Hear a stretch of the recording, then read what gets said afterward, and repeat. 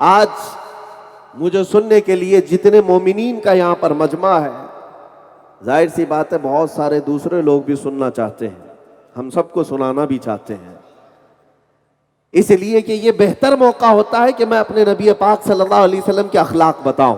بے شک جب ساری دنیا ہماری طرف دیکھ رہی ہے تو سنو کان کھول کر کے۔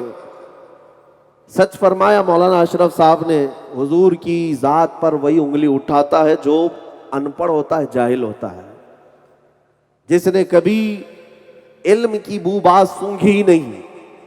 اور دوسرا سب سے بڑا فارمولہ یہ ہے، حضور کی شان میں وہ انگلی اٹھاتا ہے جس کی ماں بدکار ہوتی ہے، جو زنا سے پیدا ہوتا ہے، جو حلالی نہیں ہوتا۔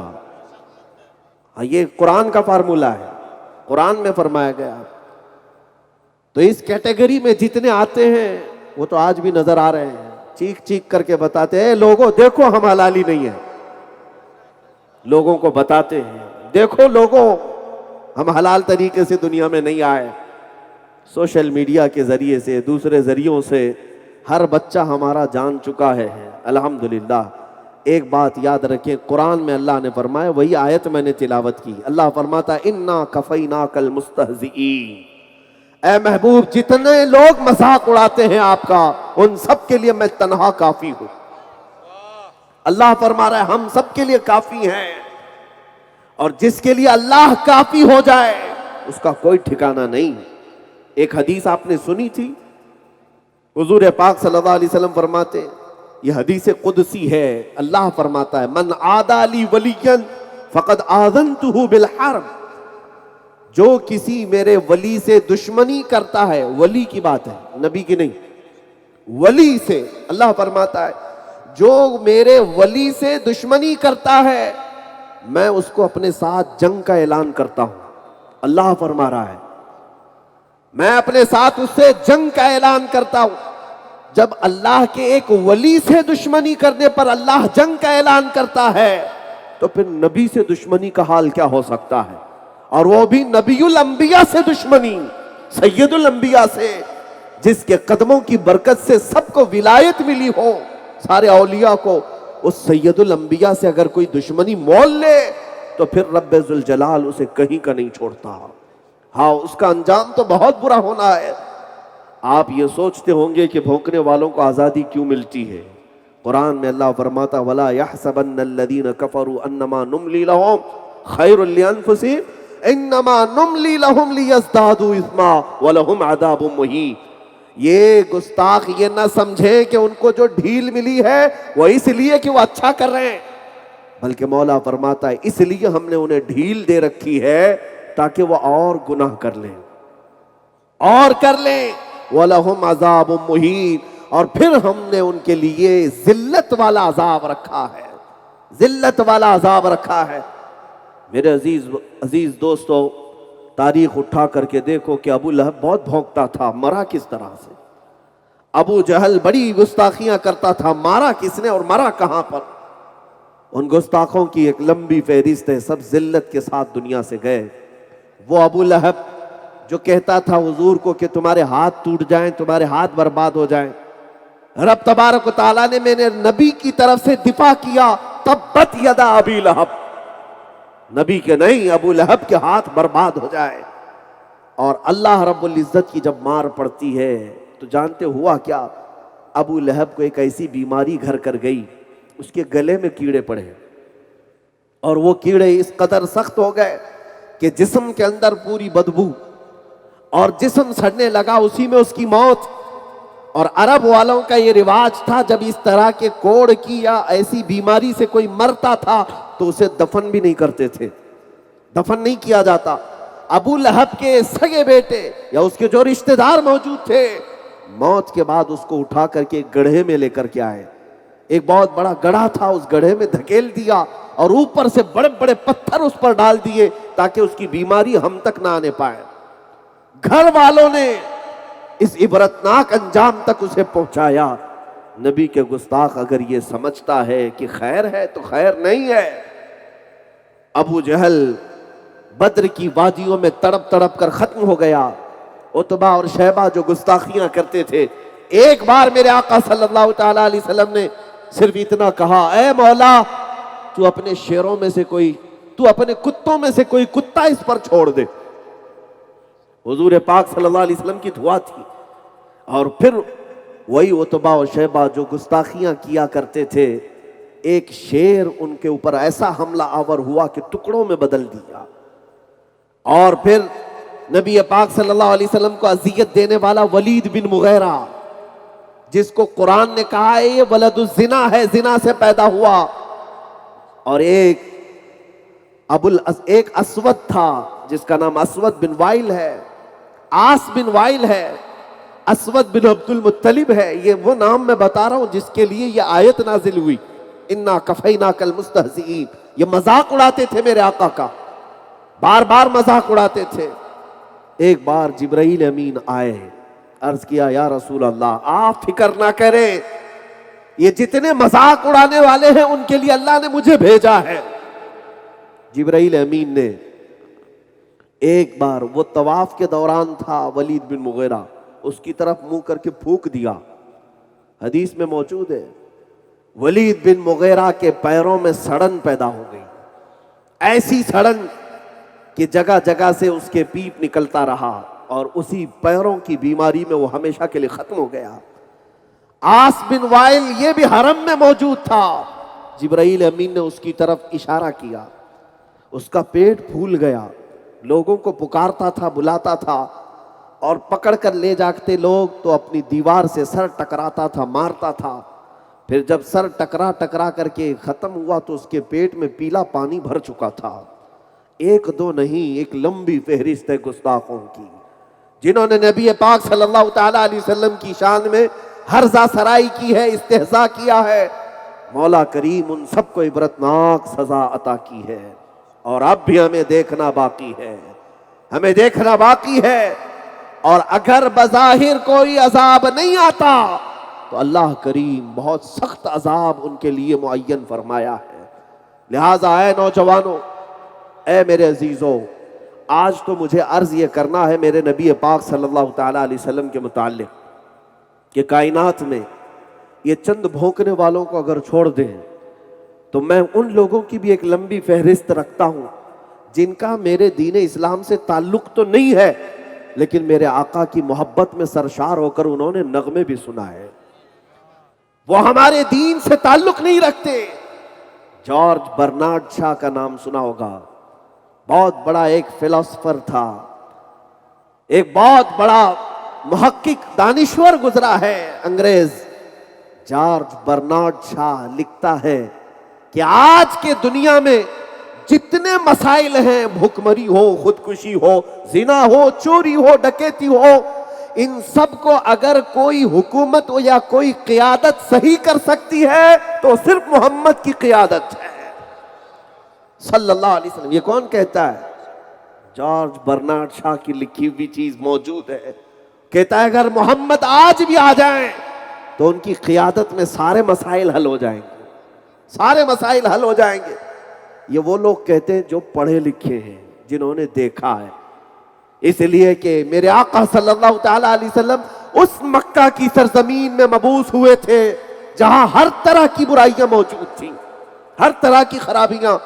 تمہیں پتہ ہے بچیوں کو زندہ دفن کرنے والی رسم مکہ میں موجود ہے، وہاں پر ماں اور بیٹیوں کو بازار میں لا کر بیچ دینے کی رسم موجود ہے، پیسہ جمع ہو جائے تو جوے میں اڑانے کی رسم موجود ہے، اور شراب 50 سال پرانی جمع کر کے پینا، وہ بھی حرم کے اندر۔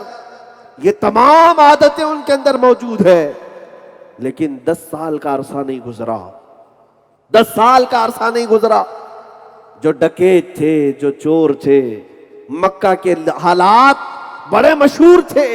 وہاں کے حالات میں کیسا انقلاب آیا، ایک عرب نے آدمی کا بول بالا کر دیا، خاک کے ذروں کو ہمدوش سریا کر دیا، خود نہ تھے جو راہ پر اوروں کے ہادی بن گئے، کیا نظر تھی جس نے مردوں کو مسیحا کر دیا۔ میرے آقا صلی اللہ تعالیٰ علیہ وسلم کی وہ نظر عنایت تھی، اور غیروں نے یہ پڑھا ہے، تبھی تو کہتے ہیں کہ آج بھی اگر سارے مسائل حل ہو سکتے ہیں وہ نظام مصطفیٰ سے حل ہوں گے۔ میرے آقا کی قیادت سے حل ہوں گے. جب کسی لڑکی کا ریپ ہوتا ہے، آج بھی کچھ لوگ چیختے ہیں، چلاتے ہیں، ریپسٹ کو موت کی سزا ہونی چاہیے. یہ جس کے گھر کی بچی کے ساتھ ایسا ہو جائے، اس کی ماں سے یا اس کے باپ سے پوچھو تو وہ تو کہتے ہیں ریپسٹ زانی اگر مل جائے تو ہم اسے ٹکڑے کر دیں گے، ہم اسے مار دیں گے، ہم اسے جلا دیں گے. تمہارے جو جذبات ہیں آج سنو، لیکن اسلام نے جب یہ کہا کہ جو بلاತ್ಕಾರ کرے گا، عصمت دری کرے گا، اسے سنسار کر دیا جائے گا، اس زانی کو ہمیشہ کے لیے ختم کر دیا جائے گا. دنیا کو ایسا لگا تھا کہ اسلام بڑی سخت سزائیں دیتا ہے، اسلام میں جارحیت ہے، تشدد ہے، لیکن وہی جب تمہارے گھر کی بیٹی کے ساتھ ہو جائے تب تم بھی کہتے ہو کہ اس ریپسٹ کو مارنا چاہیے، جلانا چاہیے. فرق صرف اتنا ہے کہ تم صرف اپنی بیٹیوں کی عزت جو سوچتے ہو، میرا مصطفیٰ ہے جو پوری کائنات کی بیٹیوں کی عزت کا خیال کرتا ہے. سبحان اللہ.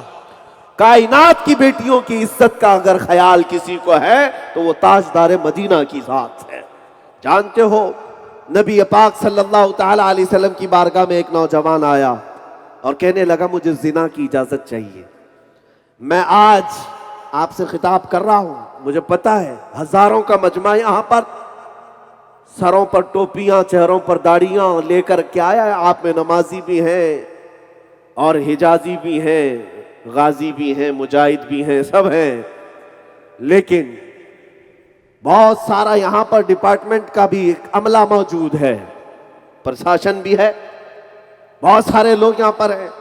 میں آج کھل کر کے بتانا چاہتا ہوں، آپ بھی سنو نبی پاک صلی اللہ تعالیٰ علیہ وسلم کی تعریف. مصطفیٰ کریم صلی اللہ تعالیٰ علیہ وسلم کے کیریکٹر کیا تھے، اخلاق کیا تھے، اور ایسے عظیم انسان پر جب کبھی کوئی انگلی اٹھاتا ہے تو اس کے ساتھ ہونا کیا چاہیے. آپ اپنے اعتبار سے اس چیز کا فیصلہ کریں. ایک نوجوان آیا اور کہا مجھے زنا کرنے کی اجازت دی جائے، کسی عورت کے ساتھ میں بلاತ್ಕಾರ کروں. نبی پاک صلی اللہ علیہ وسلم صحابہ کے ساتھ بیٹھے ہیں، صحابہ غصے میں آ گئے، کہا یہ حضور کے پاس آ کر ایسی اجازت مانگتا ہے. مگر میرے نبی رحمت للعالمین صحابہ سے کہا بیٹھ جاؤ، اس کو آنے دو، آنے دو. تم اور ہم ہو تو مار کر کے بھگا دیں کہ ایسے مجمع میں کیا پوچھنے آ گیا. لیکن وہ ایک بدو شخص، ایک دیہات کا رہنے والا، وہ جب نبی سے ایسا سوال کیا تو میرے آقا نے قریب بلایا، کہا زنا کرنے کی اجازت چاہتے ہو؟ کہا ہاں میری خواہش ہے. تب حضور نے فرمایا اچھا میرے چند سوالات کا جواب دے دو. کہا کہ کچھ لوگ تمہاری ماں سے زنا کرنا چاہتے ہیں، کیا تم اس بات کو پسند کرتے ہو؟ کہا یا رسول اللہ آپ کیسی بات کر رہے ہیں، کیا میں اپنی ماں سے زنا کی اجازت کسی کو دے دوں گا؟ حضور نے فرمایا اچھا تیری بہن کے ساتھ کرنا چاہتے ہیں، تو راضی ہے اس بات پر؟ اس نے کہا نہیں میں ہرگز اجازت نہیں دوں گا میری بہن کے ساتھ کوئی کچھ کر لے. کہا تیری پھوپھی کے ساتھ، تیری خالہ کے ساتھ، تیری بیٹی کے ساتھ، کسی تیرے خاندان کی عورت کے ساتھ کوئی دوسرا زنا کر لے، اس کی تو اجازت دے گا؟ اس نے کہا ہرگز نہیں، میرے خاندان کی ایک عورت کے ساتھ بھی میں برا دیکھ نہیں سکتا.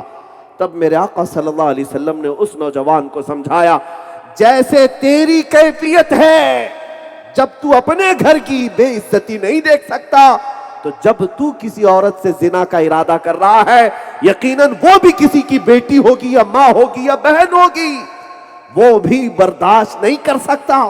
یہ میرے آقا صلی اللہ تعالیٰ علیہ وسلم کے اخلاق کریمانہ تھے. اگر زنا جیسی نحوست کو معاشرے سے ختم کیا ہے تو اپنے پیارے اخلاق سے ختم کیا ہے. صرف سنساری سے نہیں، صرف جو ہے کوڑے مار کر کے نہیں، لوگوں کے دلوں کو پگھلا کر کے ان کو قریب کر کے. ورنہ آؤ پولیس ڈپارٹمنٹ والے پوری طاقت چھوک لیں اور شرابیوں کو ختم کر کے دکھائیں، شراب کو ختم کر کے دکھائیں.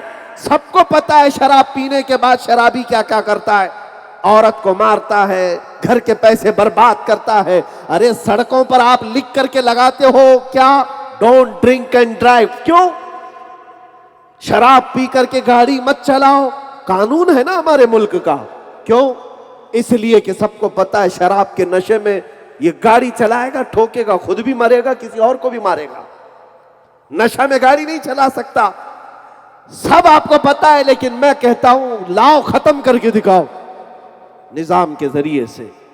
मेरे आका सल्लल्लाहु ताला अलैहि वसल्लम मदीने तैयबा में जब तशरीफ लाए, करीब 10,000 सहाबा हैं, 10,000 सहाबा हैं। हुजूर पाक सल्लल्लाहु ताला अलैहि वसल्लम ने पुलिस नहीं बनाई, हुजूर पाक के पास अभी फौजी भी नहीं थे। हजरत अनस कहते हैं उनकी उम्र उस वक्त 10-12 साल की थी, शराब उस वक्त हराम नहीं थी, सब प्याले भर भर करके पीते थे। हजरत अनस कहते हैं मैं शराब खाने में शराब सप्लाई किया करता था, मटके भर भर करके लोगों को पिलाता था। हजरत अनस कहते एक शाम थी जब मैं शराब का प्याला भर करके ग्राहक को जो आए होते थे शराब खाने में उनको पिलाने के लिए सर्व कर रहा था, सप्लाई कर रहा था।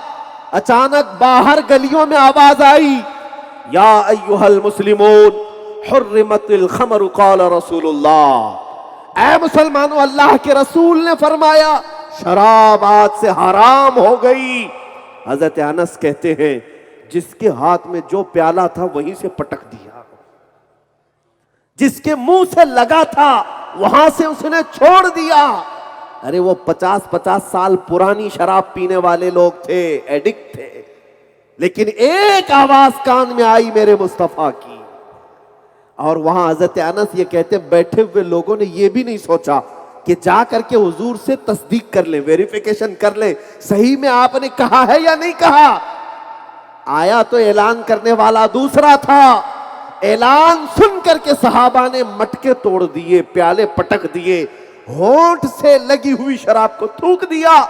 हजरत अनस कहते हैं वो तारीख मुझे याद है मदीने की, जब पूरे मदीने की गलियों में और नालों में अगर कोई चीज बह रही थी वो शराब बह रही थी।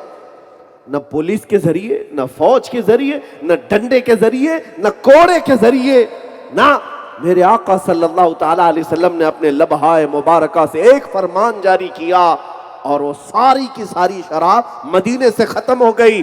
उस दिन से लेकर 1400 साल हो गए, आज तक मदीने में शराब नहीं आई। ये इनकलाब मेरे आका का है।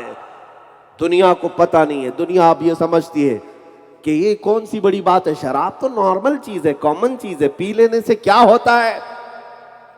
हाँ, आज हमारे बच्चों को भी और दूसरों को भी पिलाने के लिए ये फार्मूला अपनाया जाता है, शराब नहीं बियर पियो। अरे मियाँ इसके 70 नाम दे दो, नशा जिसमें आए वो हराम है, तुम 1000 नामों के साथ ले आओ।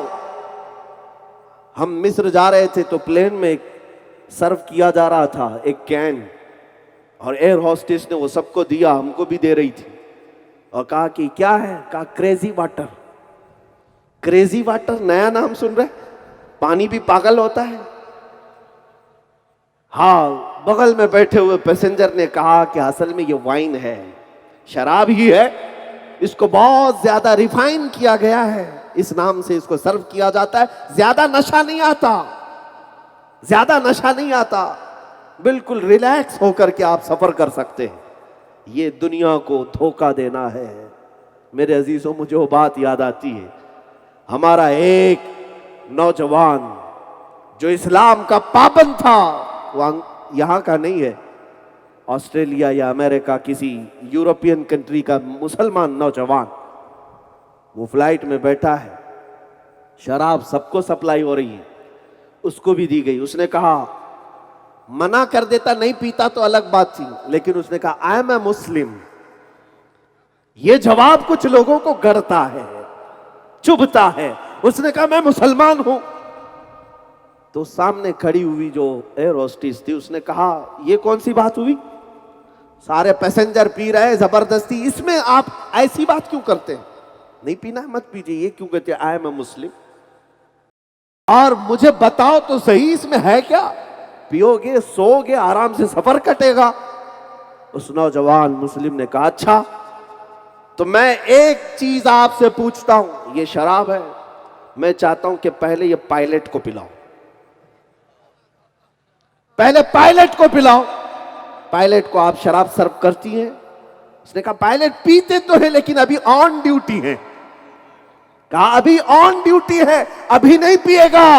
उस नौजवान ने कहा تجھے پتا نہیں مسلمان زندگی بھر آن ڈیوٹی ہوتا ہے، واہ واہ، ہر وقت وہ آن ڈیوٹی ہوتا ہے، اس لیے کہ ذہن کا سلامت رہنا ایمان کا سلامت رہنا ہے، اور ذہن ختم ہو گیا تو پتہ نہیں آدمی کفر بھی بک سکتا ہے، شرک بھی کر سکتا ہے، اس لیے ذہن پر پردہ پڑنے نہیں دیا جائے گا، ہوش و حواس باقی رہے تاکہ تم خلط ملط نہ کر سکو۔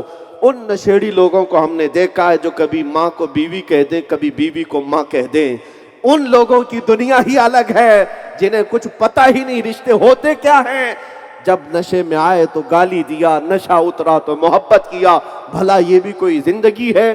میں آج یہ کہنا چاہتا ہوں، شراب کی نحوست سے اس کائنات کو اگر سب سے زیادہ پاک کسی نے کیا وہ میرے مصطفیٰ کی ذات نے، نبی اکرم صلی اللہ علیہ وسلم کی ذات نے۔ آج میری یہ باتیں عورتوں کو بڑی اچھی لگیں گی، چاہے وہ ہندو عورتیں ہی کیوں نہ ہو، ہندو عورتیں بھی اگر جوجھ رہی ہیں آج اپنے گھروں میں مصیبتیں، تو وہ اپنے شرابی نشیڑی شوہروں سے ہیں، جن کی وجہ سے وہ تکلیف میں ہے، گھر میں کچھ دیتا ہی نہیں، سب شراب میں لگاتا ہے۔ میں اس ذات کی بات کر رہا ہوں جس نے ہر برے اخلاق کو ہمارے معاشرے سے پاک کیا ہے۔ اور آؤ میں تمہیں بتاؤں، مکہ کی اس سرزمین پر جہاں سودی نظام قائم تھا، سود لینا دینا اس طرح سے تھا کہ غریب تو غریب ہی ہوتا چلا جاتا اور امیر امیر ہی ہوتا چلا جاتا۔ میرے مصطفیٰ کریم صلی اللہ تعالی علیہ وسلم نے حجۃ الوداع کے خطبے میں یہ ارشاد فرمایا، سارا سود میں نے پاؤں تلے رون دیا، اب سے کسی کا سود نہیں چلے گا، تم اس کو بڈی کہہ لو، بیاج کہہ لو، انٹرسٹ کہہ لو۔ آج پتہ ہے پوری دنیا اسی مصیبت سے جوجھ رہی ہے، ان یہودیوں نے، عیسائیوں نے دنیا کو دوبارہ کریڈٹ پر لا کر کھڑا کر دیا ہے۔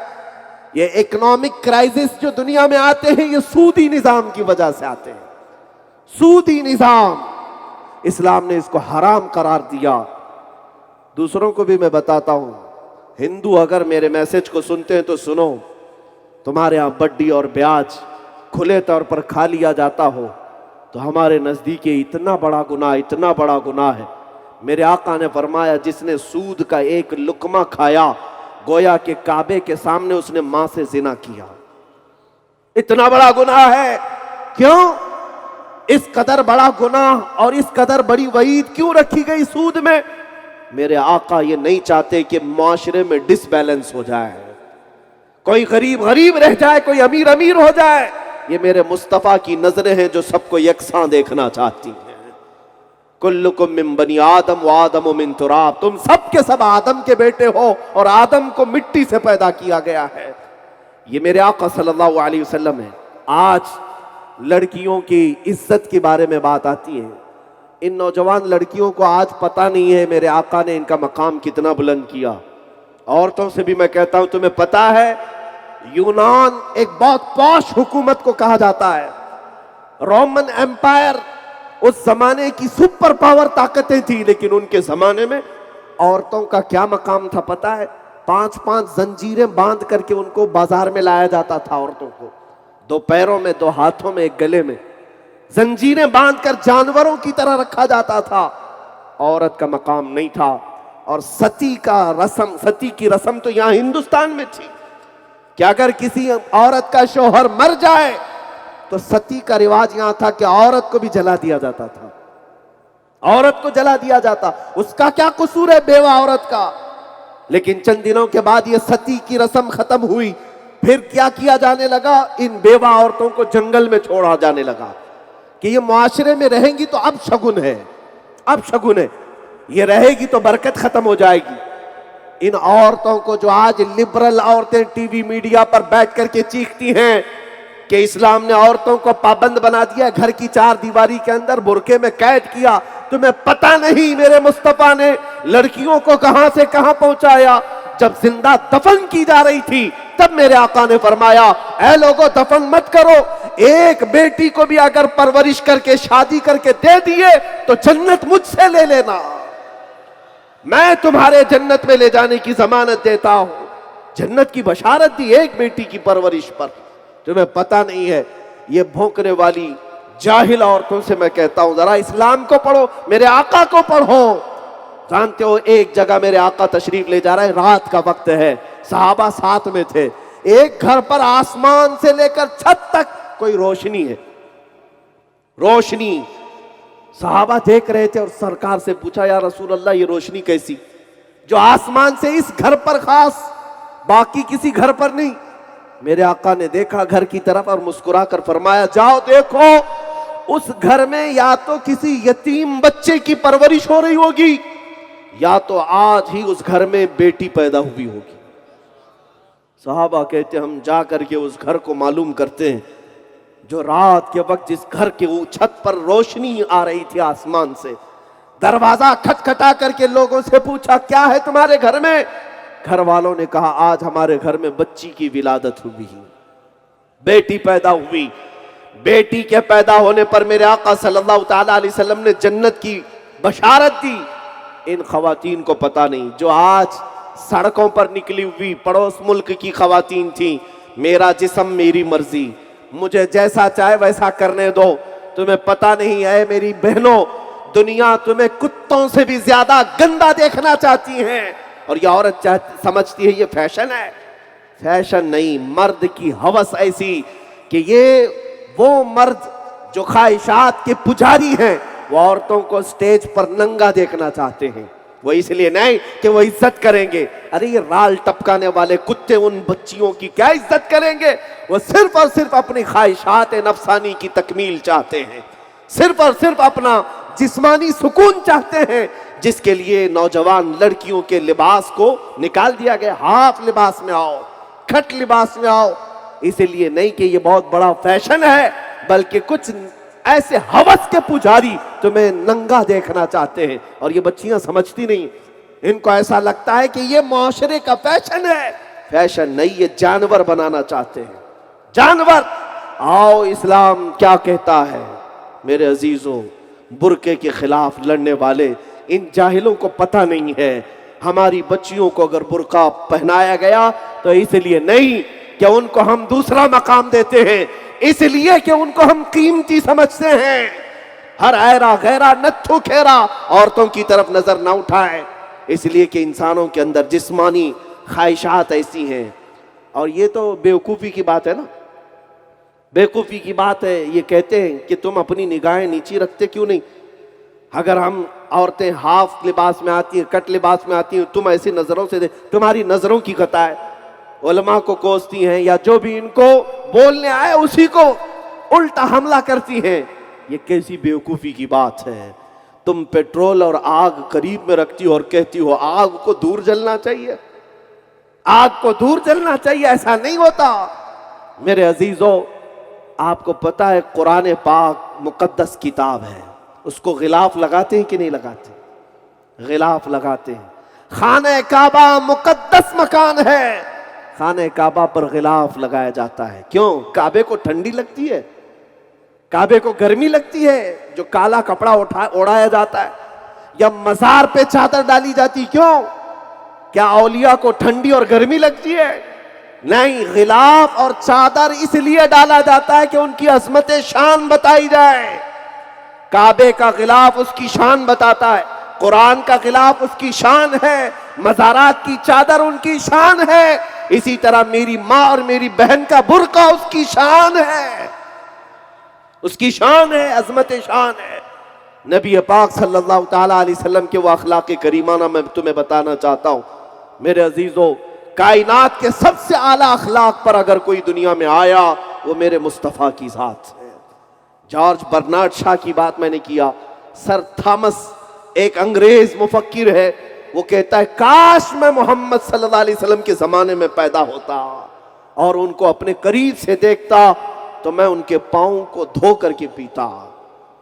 اور اتنا ہی نہیں، ہمارے دیش کے موہن داس کرم چند گاندھی وہ خود لکھتے ہیں کہ اگر کبھی مجھے اپنے اندر یقین، کانفیڈنس لیول پیدا ہوتا ہے تو پروفیٹ محمد صلی اللہ علیہ وسلم کی تعلیمات پڑھ کر پیدا ہوتا ہے، کانفیڈنس لیول۔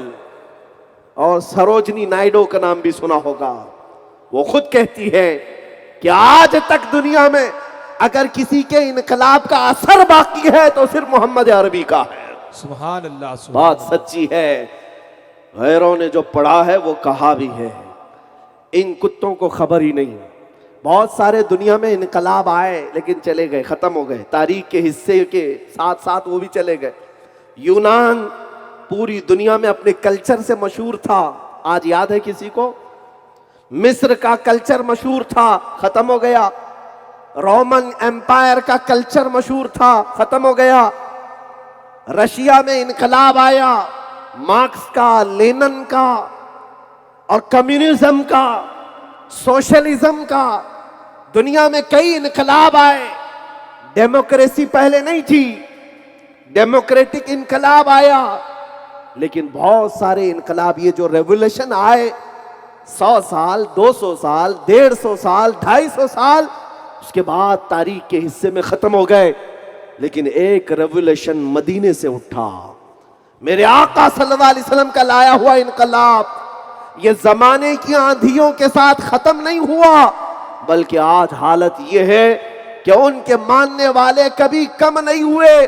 جتنی آندھیاں چلائی جائیں یہ بڑھتے ہی جاتے ہیں. اسلام کی فطرت میں قدرت نے وہ لچک دی ہے, جتنا ہی دباؤ گے اتنا ہی وہ ابھرے گا. یہ میرے آقا کا انقلاب ہے جو آج بھی موجود ہے, آج بھی موجود.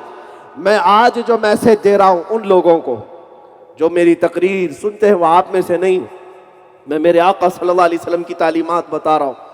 جانتے ہیں ان کے اخلاق کریمانہ یہ تھے کہ آپ نے فرمایا تھا کہ راستے سے تکلیف کی چیز ہٹا دینا بھی صدقہ ہے. وہ کانٹا برداشت نہیں کرتے, وہ راستے میں پتھر برداشت نہیں کرتے, بلکہ مدینہ طیبہ میں اس وقت عربوں کا حال تھا تلوار لے کر چلتے تھے.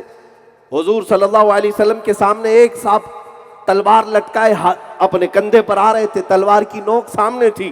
میرے آقا نے فرمایا تلوار کی نوک پیچھے کر لو, اس لیے کہ میں نہیں چاہتا امن کے حالات میں تلوار کی نوک کسی کی طرف ہو. یہ میرے آقا کی تعلیمات تھیں, فرامین ہیں. وہ تلوار کی نوک بھی امن کے حالات میں دوسروں کے سامنے دیکھنا پسند نہیں کرتے.